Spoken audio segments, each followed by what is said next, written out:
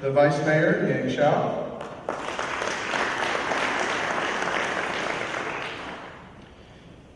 Councilmember Raj Sawan. Councilmember Teresa Kang. Councilmember Teresa Cox. And Councilmember Desiree Campbell. Also joining us this evening is one of our trustees from Alameda County, Aisha Knowles.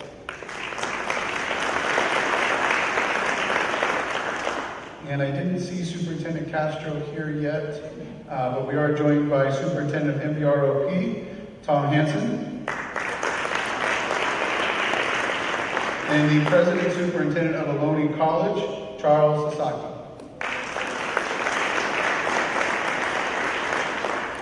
And help me welcome Diane Shaw from our AC Transit Board of Directors. And with that, we'll be moving to some introductions for proclamations. Supervisor Halbert couldn't be here this evening. He'll be joining us at our board meeting tomorrow night, offering some words and I believe a proclamation. And at this time, I'd like to invite up Astrid Scott from Senator Wahab's office, Matthew Jorgens from Senator Lee's office, and Mayor Lily May from the city of Fremont, who will be presenting some proclamations to the district. President Zhang, if you could join me up here to receive the proclamations, that would be wonderful. Thank you.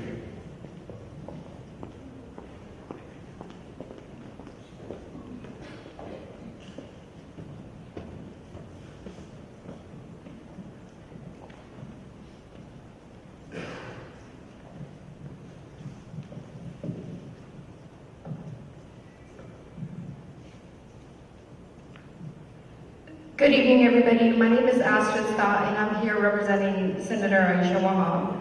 We take great pride in acknowledging Fremont Unified as an integral part of our district. Celebrating 60 years of success is a significant milestone, and we are pleased to present for this occasion. Fremont Unified's enduring commitment to education, coupled with its dedication to cultivating a diverse and unified community, is commendable.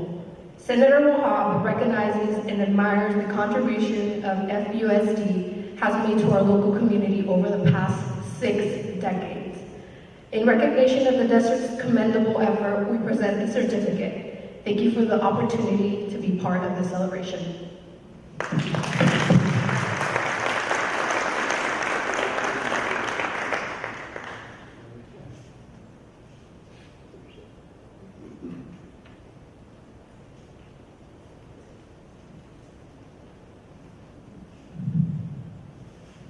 Yes, and I am Matthew Jorgens from Assemblymember Alex Lee's office. Assemblymember Lee wishes that he could be here today to celebrate with all of you. 60 years is a big deal. At some point you start, recognizing this amount of time, not just in years, but in generations of students that have come through and benefited from, Fremont Unified School District. And I'm happy to present this proclamation on behalf of Assemblymember Alex Lee in celebration of those 60 years and an acknowledgement of, as we stand here in this brand new building, that Fremont's schools have many bright years in front of it too.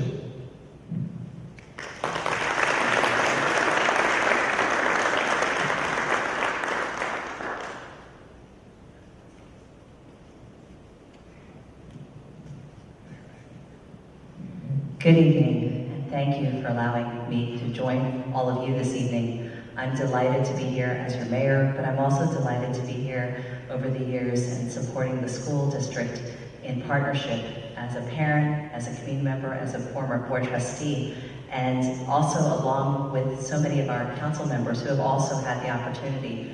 But I really want to commend all of you. I think when you think about the roots and foundation of the school district and all the people that contributed, I really want to thank and acknowledge all our teachers, our classified workers, our supportive staff, because they really are the ones that help make this a home.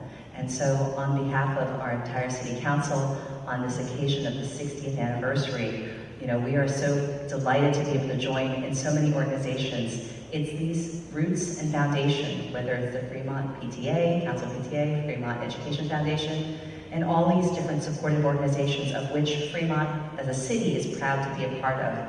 that help make this community special. And also, I also especially want to thank, I saw this evening, so many of the parent volunteers and the community members who helped make this succeed. And so congratulations to CJ Kamek and to all of the board trustees. I would say still, after all these years, that being on the school board is one of the toughest places to be, but it's also one of the most rewarding. And so congratulations on behalf of our city council on the occasion of your 60th anniversary and your state of the district. I'm looking forward to many years to come of partnership and long-term success for the students, for the community, and for the greater area of Fremont to be able to continue to thrive. So thank you for being an integral part of this puzzle.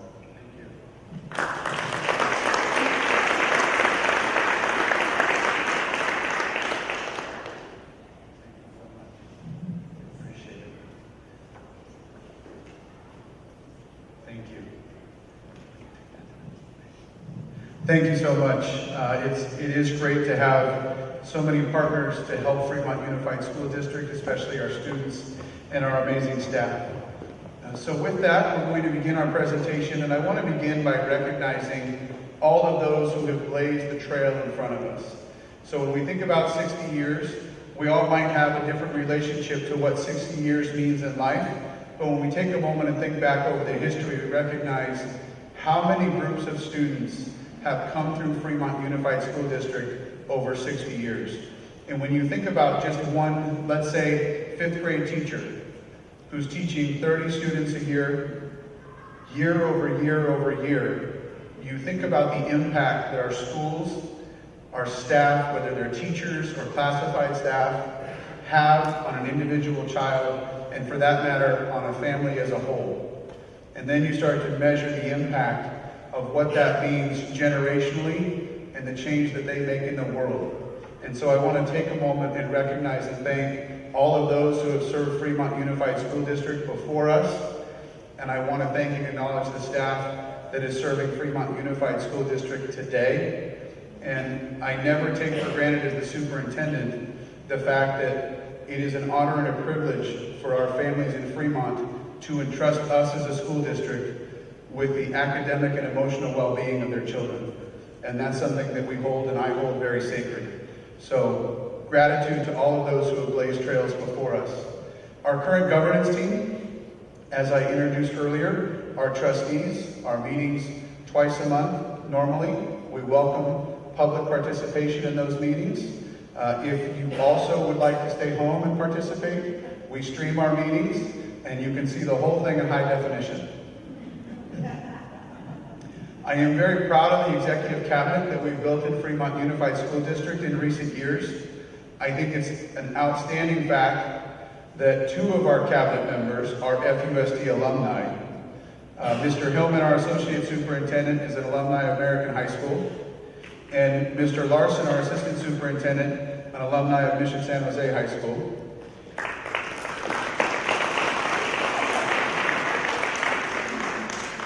We won't ask for their years.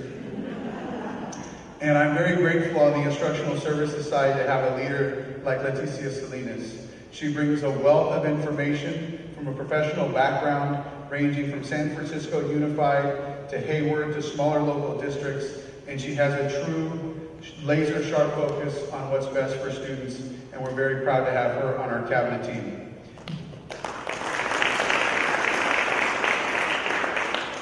So very clearly, everybody has memorized the mission statement of the district, correct? We'll say it together? No, that's okay. I think that the key things that we're looking at here, as you can see on the slide, and you probably know this phrase, educate, challenge, and inspire. I think the key at the end is adapt and succeed. Adapt is something that we're going to be talking about as we go through this presentation. Because to give ourselves some context, my son's a junior in high school. He was born the year the first iPhone came out. Those things were kind of novel and new back then.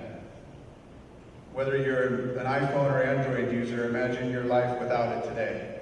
So the adaptation of our students is remarkable, and we have to move at that pace. So our district as a whole, as you can see, we're just over 32,600 students. We have over 3,600 employees. In our school district, we appreciate and value the diversity that is present We have 77 home languages, and we are the 24th largest school district in the state of California. Where our students come from and the makeup of our students is important to everything that we do, because we understand that our primary goal, in addition to academics, is to connect with students on a personal level. And our leadership team is focused on building personal, authentic relationships across our schools. And that starts with knowing where your students are coming from. You can see in our demographics that the predominant population of our students is Asian, followed by Hispanic or Latino. And you see that we enjoy a diversity that most other districts in the Bay Area and the state aren't able to share. And that is one of our most valued assets. We have 41 TK through 12 schools. And as you can see on the slide, we also have programs such as our state preschool program, our early learning centers for Ricks and Glankler, our Fremont Adult and Continuing Education program, which is truly a gem. If you yourself haven't looked at courses there, I encourage you to do so. And we have our young adult program as well. The one thing you can see by this slide without question is we have Newark surrounded. But with that, you can also see our attendance areas. And as you'll note through our attendance areas, we have trustees that also represent our attendance areas. That changed back in 2019. And what I would like to acknowledge is our trustees might represent in a technical component an attendance area or a specific area, but their decisions and their actions and their leadership as a governance team is for Fremont Unified School District as a whole. And I appreciate the way that all of our trustees keep that in mind in the work that they do in responding to their constituents and recognizing their responsibility to the district as a whole. We do offer some unique programs that we're very proud of. Our Science Magnet program at Matos Elementary, our Visual and Performing Arts Magnet at Irvington High School, our Spanish Immersion program, which is at Blake Howe and feeds to Hopkins, and our Mandarin Immersion program that unified at Bringhurst and feeds to Hopkins. So 60 years of excellence. We're not going to have a quiz on this slide because it might even be hard for you to read, but I think it is important to look at, and I encourage you to go home and check the presentation when you can, recognizing that at the very start, Centerville School, established in 1859, but in 1881 moved to the current Centerville Middle School location. And then you start to see significant events through the community, such as 1961 when General Motors broke ground on its Fremont assembly plant. Or in 72 when BART in the Fremont station began operation. Or in 83, as we are the gateway to the Silicon Valley, when the first Macintosh PC was manufactured in an Apple factory in Fremont. You can see at different times where our trustees have been elected to their board positions, and you can see all of the iterations of when we've opened our schools and created what is today's Fremont Unified School District, including back to 2022 with Bringhurst Elementary, the Ricks Glankler Early Learning Center, and unifying our immersion programs. So we're very proud of our history. It's important that we understand our history, especially as we look towards such a bright future. In current day, you can see some of our accomplishments. I'm very proud of the things that our staff has done in Fremont Unified. We've launched Extended Day Kindergarten, which was a big lift, and we appreciate the collaboration with all of our bargaining units that contributed to that. This current school year, we were able to offer an increase for all employees of 7.22%. We completed the conversion process of moving all of our sixth graders to our middle school campuses. We added new turf at Tac Fiduna Memorial Stadium. We've launched a reusable tray and utensil program. A big launch for us is wellness centers at our secondary schools, which I've heard a lot of positive feedback from our students about. We've launched Parent Square as our district-wide communication platform, because no matter what you do with communication, you can't really over-communicate. And one of the things that we're continuing to work on, and we'll demonstrate in this presentation later, is that we want to make sure that communication is two-way. Not just a delivery of information, but that we as a district are demonstrating to our community active listening. We've done a significant job of purchasing new Chromebooks, addressing cybersecurity, and we've had 7 new curriculum adoptions in addition to new core novels, and we'll be transitioning to a new student information system next year as well. So that list alone for most districts could be a highlight of a 5-year period.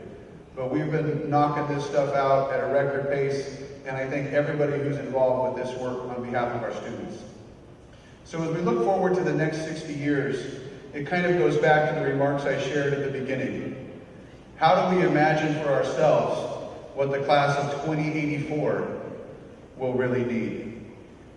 And so that's a pretty tough ask if we say, what does that class really need? I'd love to be able to go back 60 years ago and ask people what they thought the class of 2024 or 2025 really needed, and compare their answers to what we see as the need for kids and whether or not they predicted a pandemic.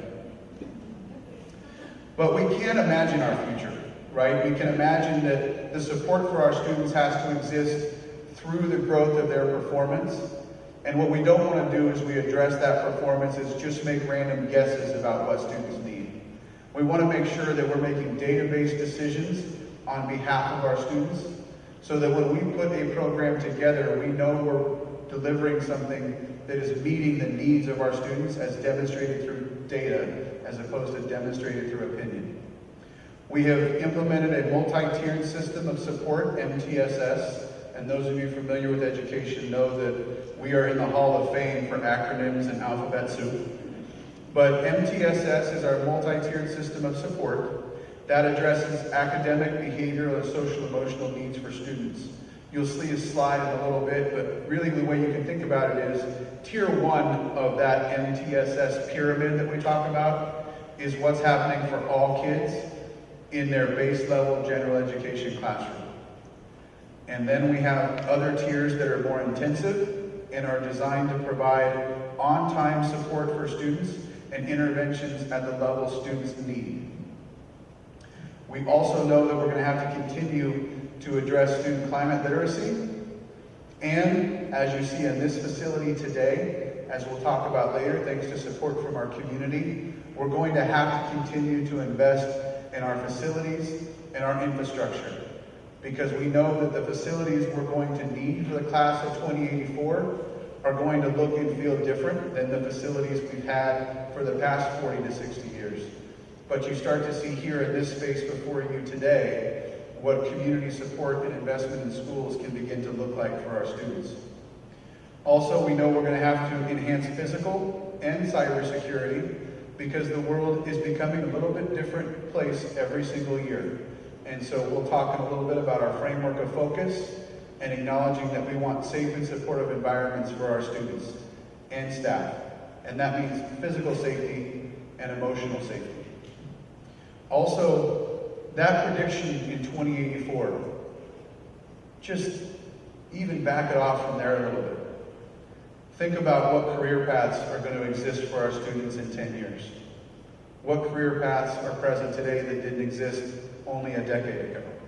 And so we're going to have to prepare students for diverse pathways as they move forward in life. And we're going to have to make sure they're equipped with critical thinking skills, communication skills, and collaborative skills. Because information is becoming a resource that is readily available for everybody. It's the ability to use that information and apply that information and think critically about it, which is going to separate our students from others. And so one of the areas that we've talked about as a leadership team is artificial intelligence. How many of you are using AI on a regular basis in your day-to-day life? Okay. Does everybody have a smartphone? Maybe. Everybody's using AI then. And so I think that's important for us to recognize is what is the pace of artificial intelligence? Because the pace feels like, well, with ChatGPT and the other online platforms that offer predictive AI and generative AI, well, if you've been using Amazon, AI has been happening for you for years, right? So there's so many things that happen in our day-to-day life that have been AI for years. We just didn't always think about it as AI. And so we're at a kind of a pivotal point for our students, because Our students are going to grow up with AI integrated into their every single day being in a different way than we have maybe, as I would call it, have AI as a passive existence in our own world today. These students are going to exist in a world where AI is on the forefront of almost every experience they have. And so we can run from that, or we can recognize that we have an obligation to help our students navigate that field properly. And so you can see on the screen in front of you, what are the risks? We hear a lot of students are going to cheat. Also, there's an opportunity there. How can AI improve education for our students? The idea has been thrown out, will AI replace some of the positions that exist within the school district? But we want to look at it as an opportunity to rethink how we do things. And so we want to acknowledge that AI is a significant part of where we're headed. And we oftentimes think about, well, we need to teach math, we need to teach reading, we need to teach science. And I would encourage us to adapt a little bit of thinking that over the next 5 to 8 years, it's going to be how do we teach math with AI? And that doesn't mean that AI is going to be the teacher, but it means that if we don't move ourselves as an educational agency to understand what is available and used by our students, then we'll be delivering them an education that's not consistent with their lived experience.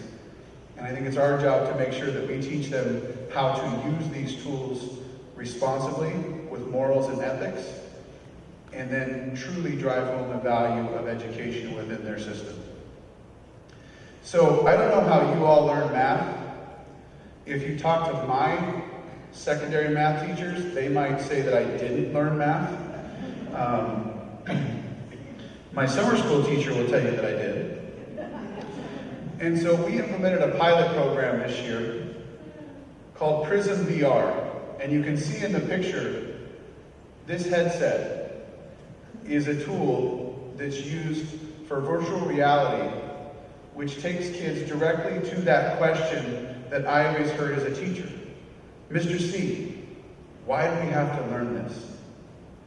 Well, we're answering that question now by immersing students in a learning experience with virtual reality, where they are able to engage directly with problem-solving skills, applying the key concepts they're learning in math.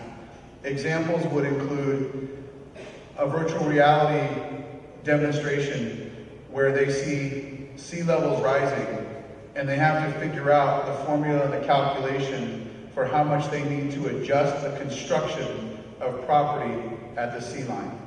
And so that takes things away from just understanding and memorizing formulas to the application of knowledge. And when we start to apply knowledge, we know that there's a deeper understanding of that process. And we are piloting this across all of our middle schools. We've had some very brave teachers who are willing to take on that frontier of the pilot. And so far, we've heard some great feedback from our students. And it's really cool to go into the classroom and watch these students sit in their space and use their virtual reality, and you hear their responses. And again, going back to what is the lived experience for our students. For some of our students, it might be the first time that they've used virtual reality.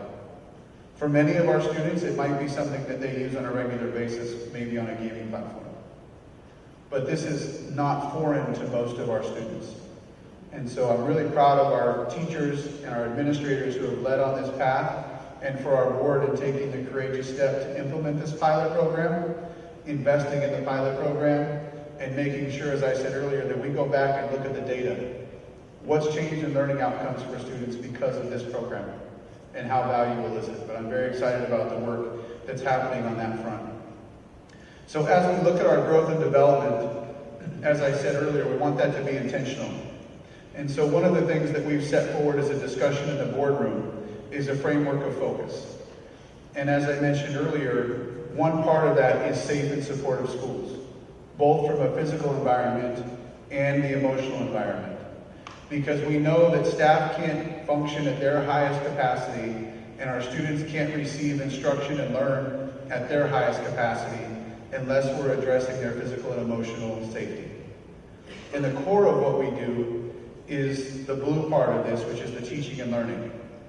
And we want to make sure that that is a very clear goal, defined, so that we have very clear targets. Because with clear targets, we can use data to measure progress, where we need extension, and where we need intervention.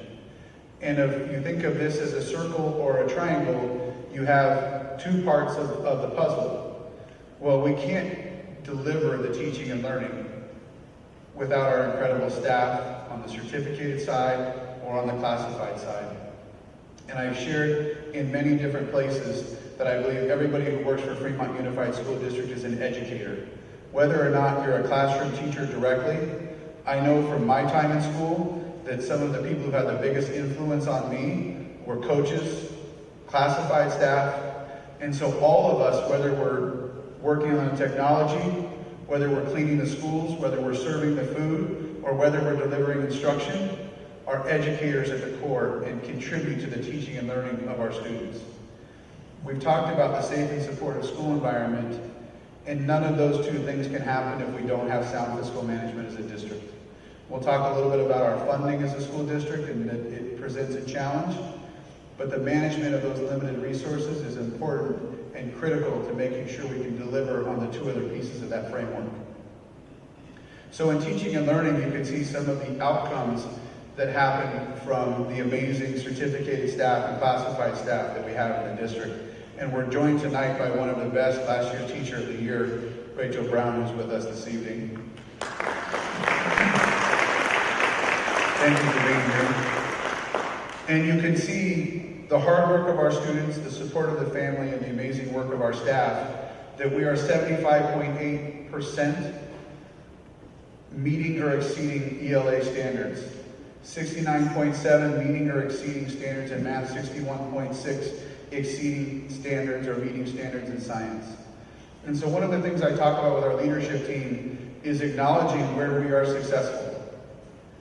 And it depends on how we measure success. I think this is a very clear demonstration that this is a very successful school district in serving students. But it also signifies for us that that number is not 100% and there's room for growth. And so while we want to acknowledge and celebrate the things that we do well, we want to continue to keep our eyes focused on areas where we can continue to do better in meeting the needs of all students. For the class of 2023, you start to see some of the things represented by our graduation rate, which is exceptionally high compared to the rest of the state. We had 583 students earn a seal of biliteracy, and we had 41 National Merit Scholars. And you can see on the slide that give you context that for the third year in a row, Fremont is in the top 3 California cities for National Merit Scholarship Program semifinalists with 105 eligible seniors. And that is really a testament to our students and their dedication, to the engagement and support of our community, and the great work of our staff. Because individually, a lot of good things can happen, but collectively, great things can happen. And you can start to see some of that in these numbers. Across the district, we have 3 high schools that earned AP School Honor Roll recognition: American, Irvington, Mission San Jose.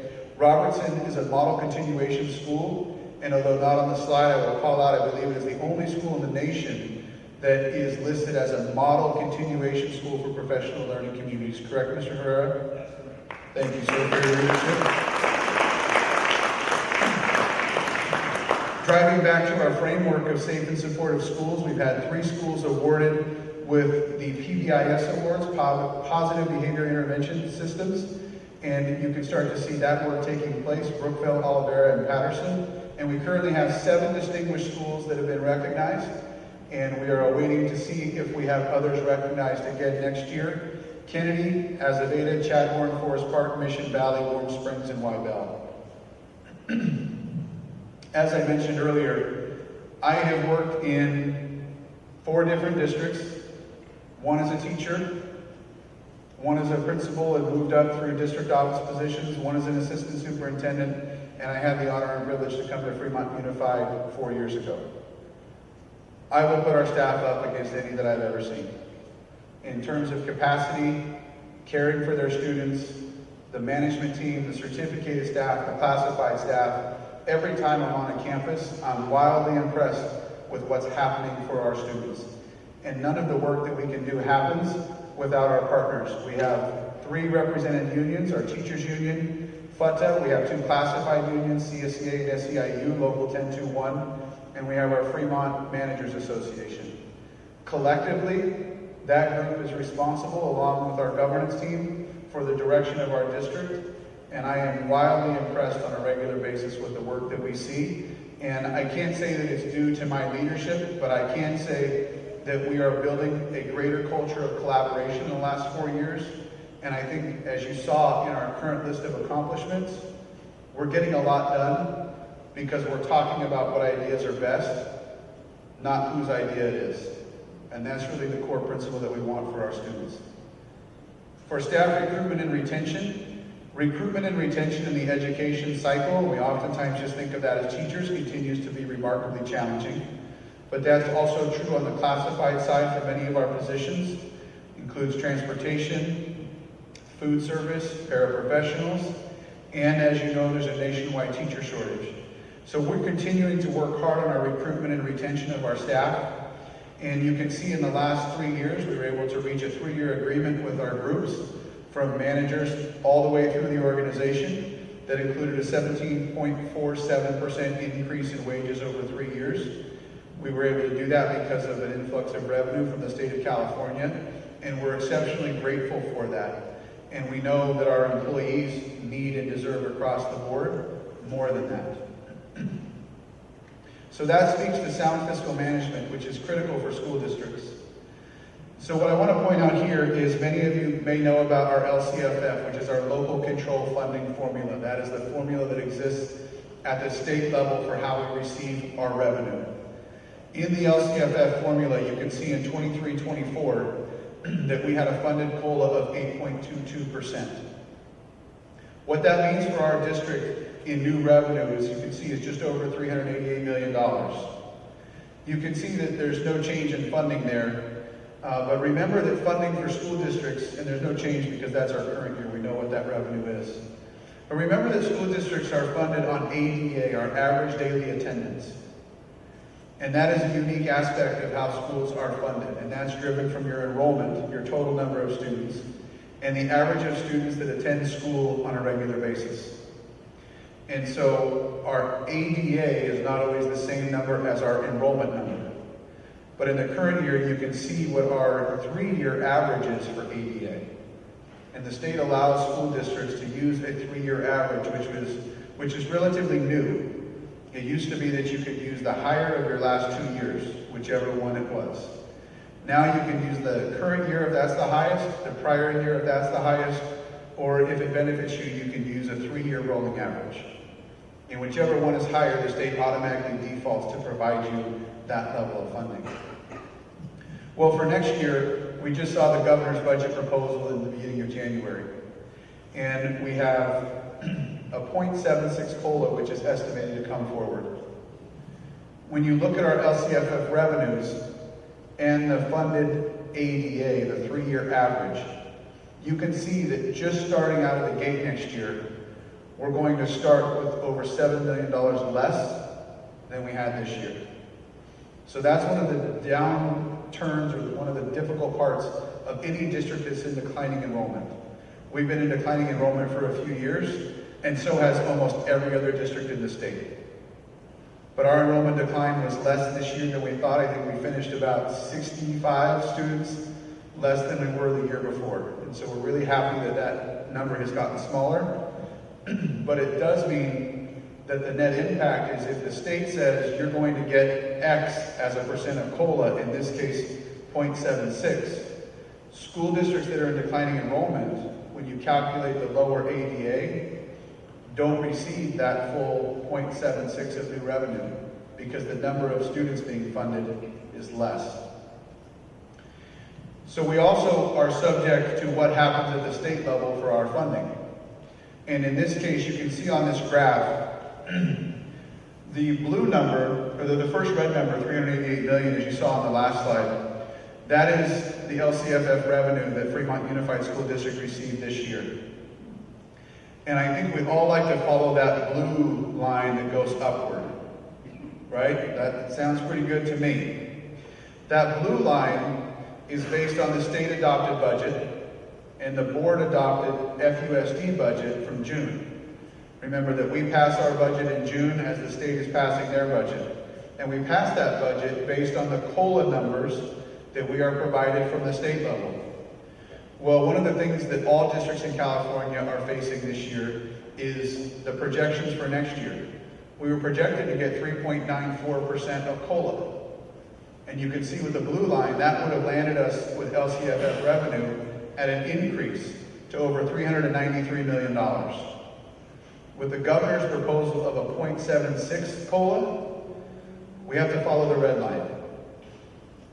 And then you can see in 25-26, the COLA projected last year was 3.26. The new projection is 2.73. So it takes a while to even catch up to where we were supposed to be with adopted budgets. And that's something that's important to account when we look at sound fiscal management, because these decisions are beyond our control at the local level. We have no say over what the COLA is, that's a statistical number. And we also have no direct say, even though we can advocate for what the state decides to fund as the COLA.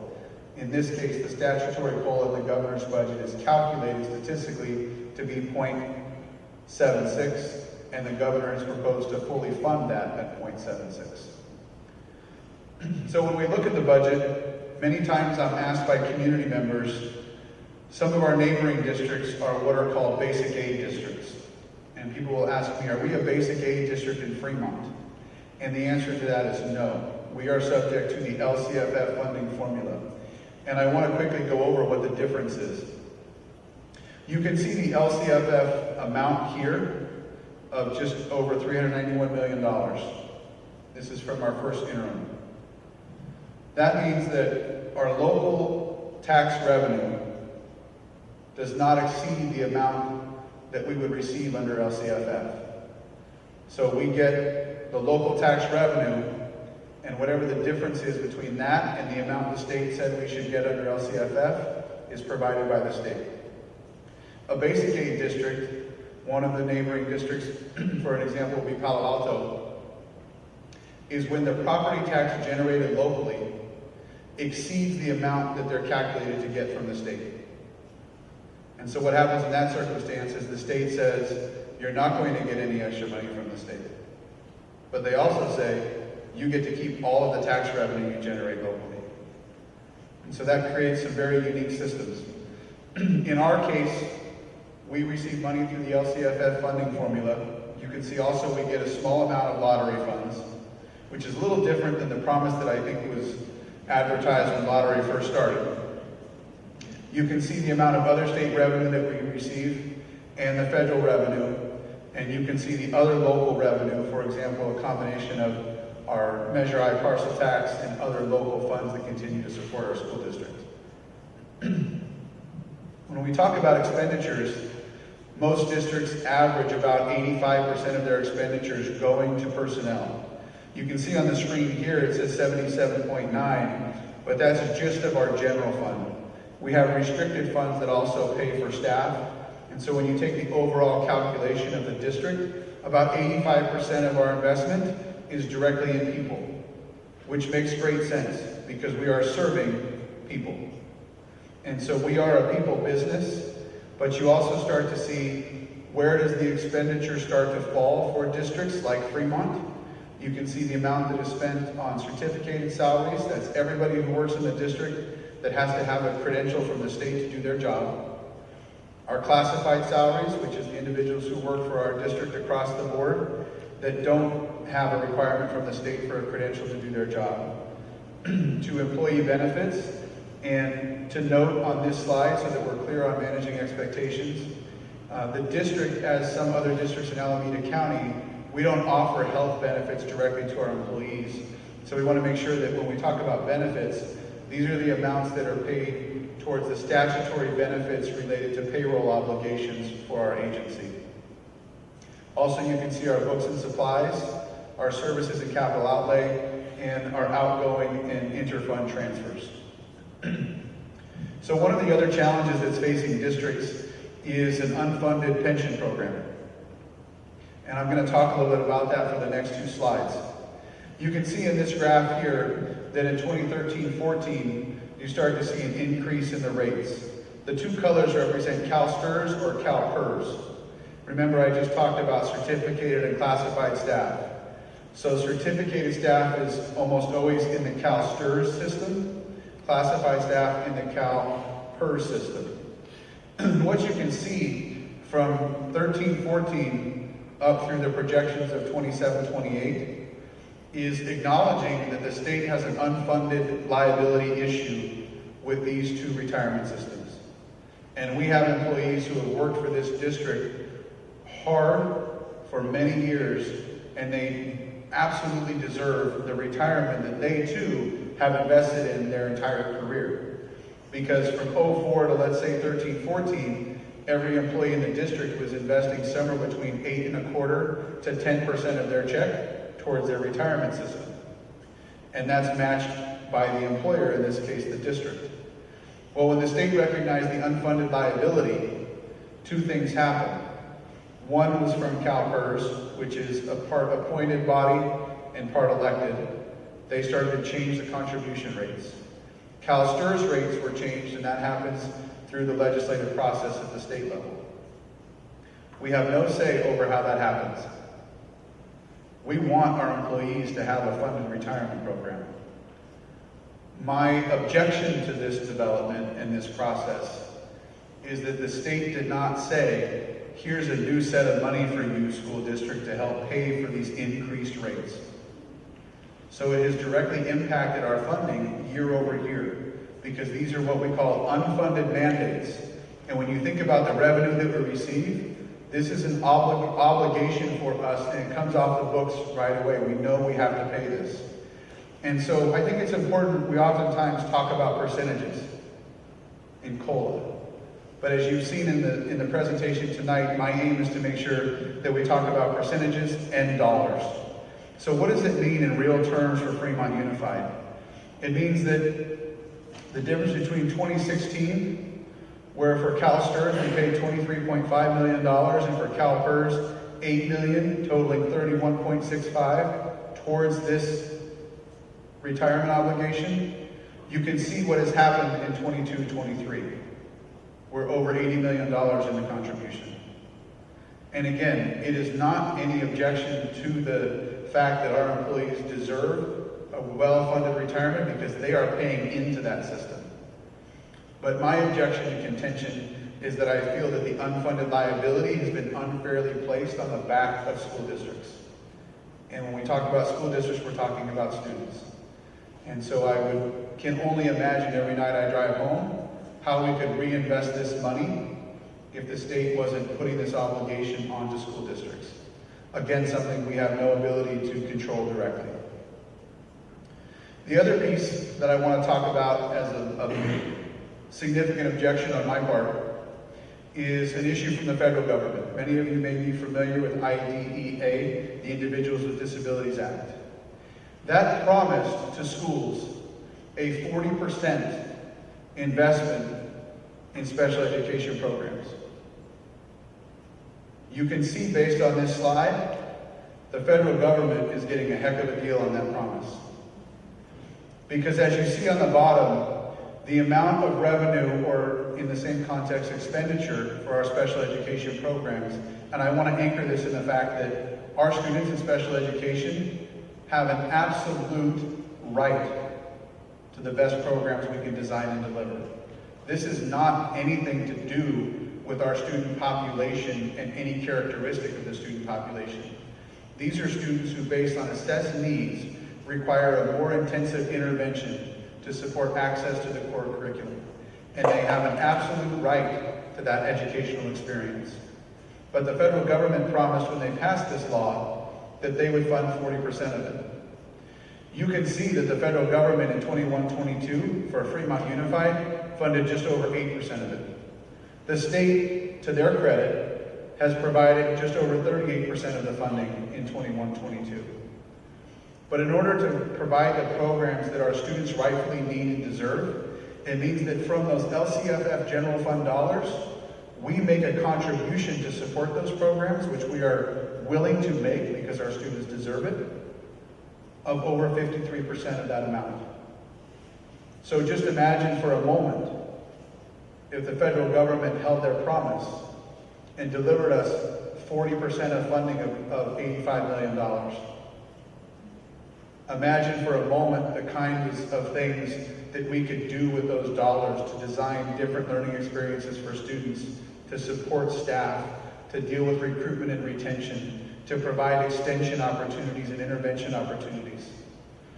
So I will continue to advocate for this at the federal level, and I hope that we recognize at the core of this, our students deserve these programs and more, but it creates a real funding conundrum for school districts across the state of California when the promise was 40% and the performance is 8%. There's not a lot of places you can work with that level of performance.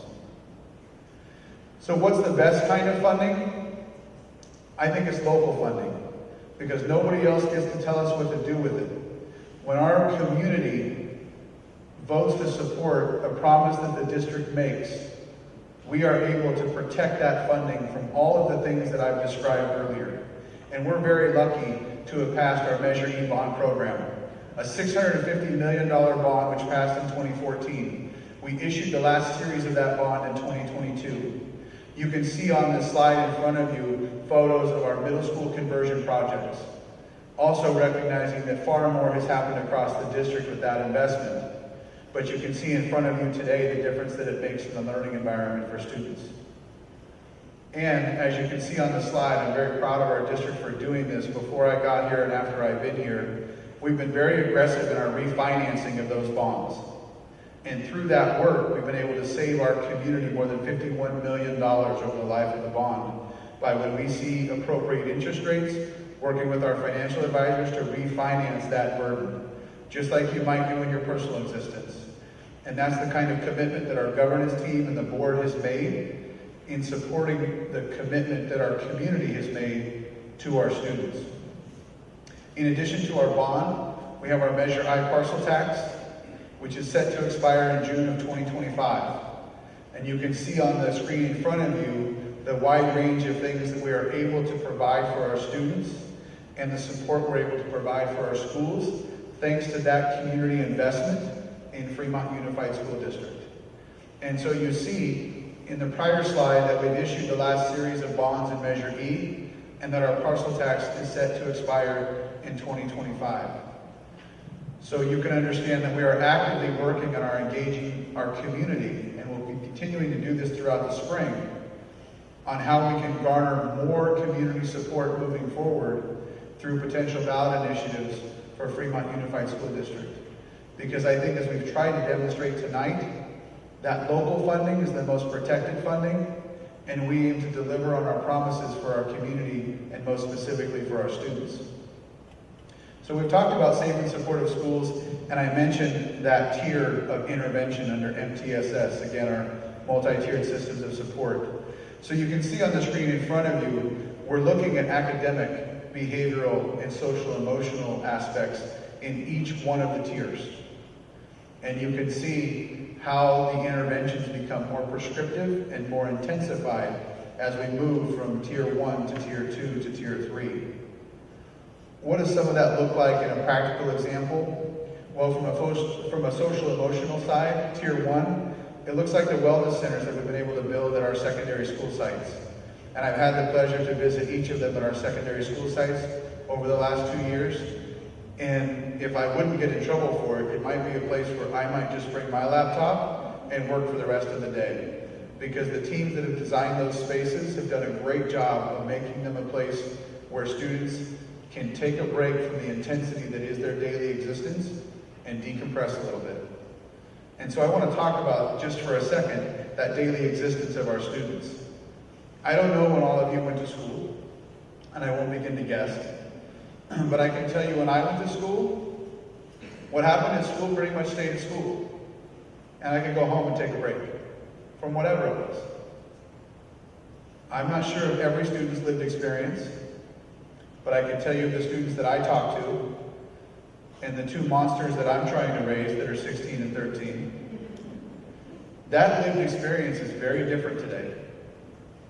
Their experience at school for our older students carries directly over to social media after school.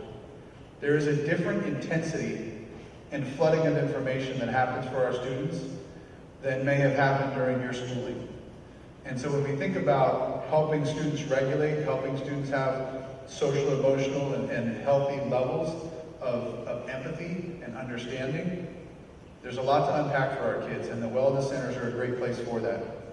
A Tier 2 intervention on the academic side might be something like our summer programs for students who are eligible, where we're providing more intensive support for students that demonstrated that need during the regular school year. A Tier 3 academic support might be our special education services. Again, remembering that that level of service is defined and refined for a smaller, more targeted group of students who need more direct support to access the core curriculum. And as we have those safer environments, we look at building a brighter future. I talked about the facilities needs earlier. So back in 2014, we identified as a district $1.6 billion in facilities needs. And I think we've made a significant dent in that need because of the support from our community in Measure E. And you can see across the district so many projects that are proud moments of the work that's happened under Measure E. And there's still a lot of work to be done under Measure E. But when we look at that, we know that more work needs to happen in the future. So our team is currently updating our long-range facilities plan. We have members of our Facilities Advisory Committee that are here today. One of the great committees that's really engaged in the discussion and direction of what happens facility-wise across the district. And we're looking at what are our facility needs. And as we've invested significant money in some of our projects, we also have to recognize that where significant money wasn't invested to address facilities needs, those needs continue to exist and in some cases may have deteriorated a little bit. So we have to think about how do we build that bright new future. I don't know if a group of people sitting together 60 years ago would have said this is exactly what a multi-use room could look like for students. I imagine their eating space and their kitchen looked a little bit different in design and thinking than this one. So we have to think about what our students are going to need for the next 10, 20, 30, 40 years. And we can't do any of that without our community support. The members of our audience that are here, that are part of that group, we thank you.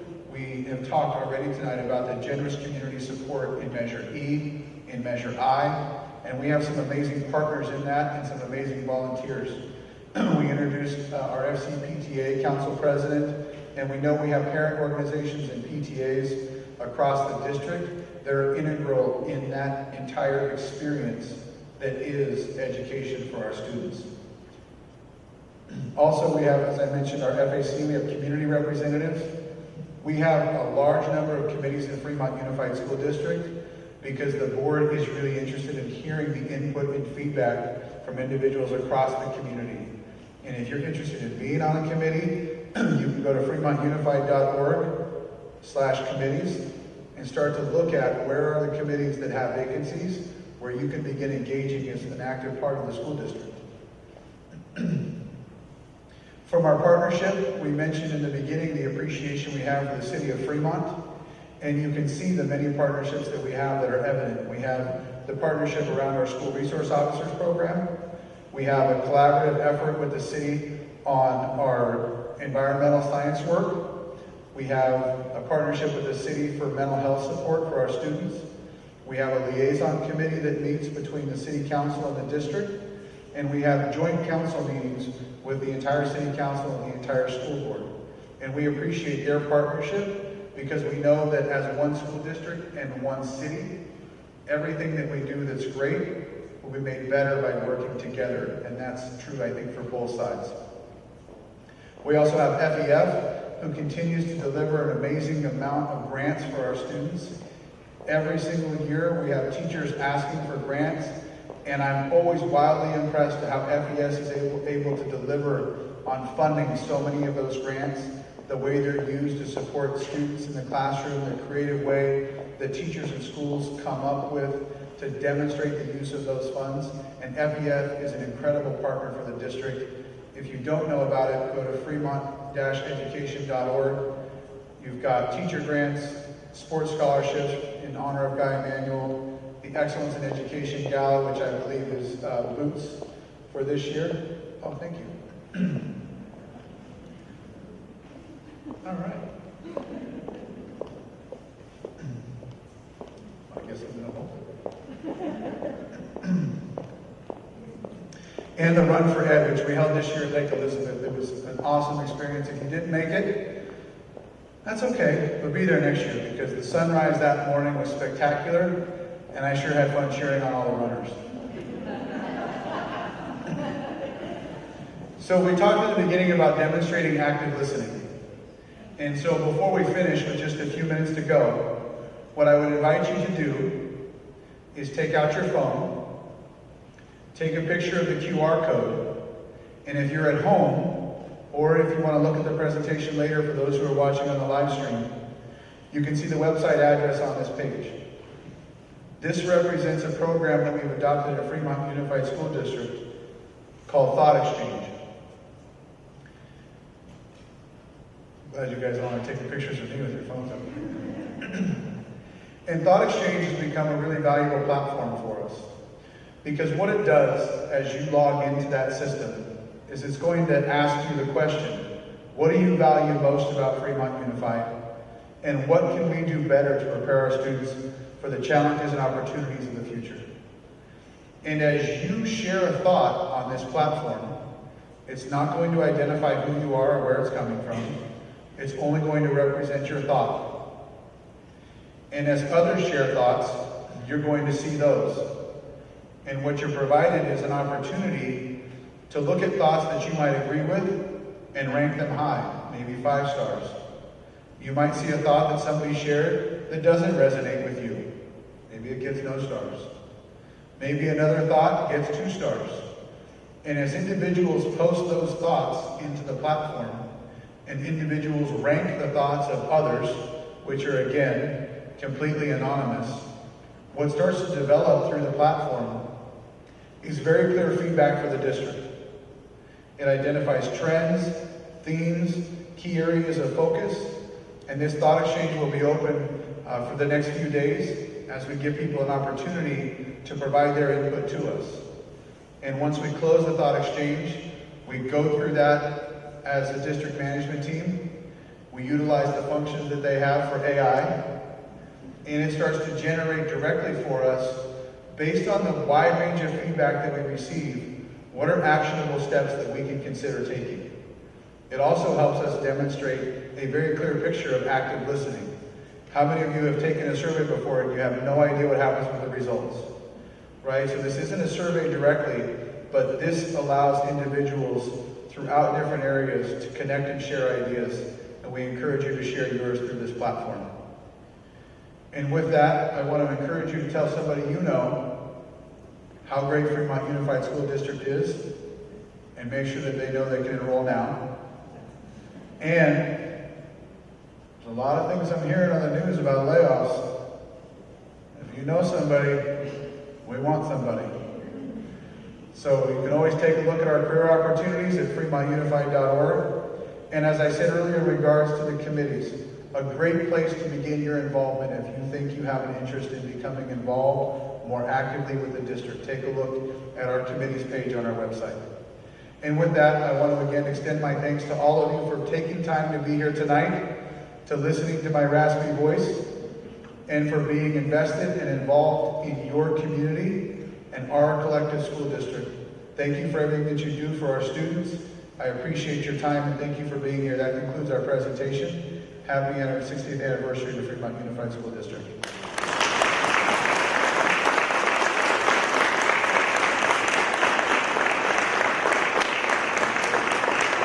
If you have to rush home, rush home. If not, there's still some food back there.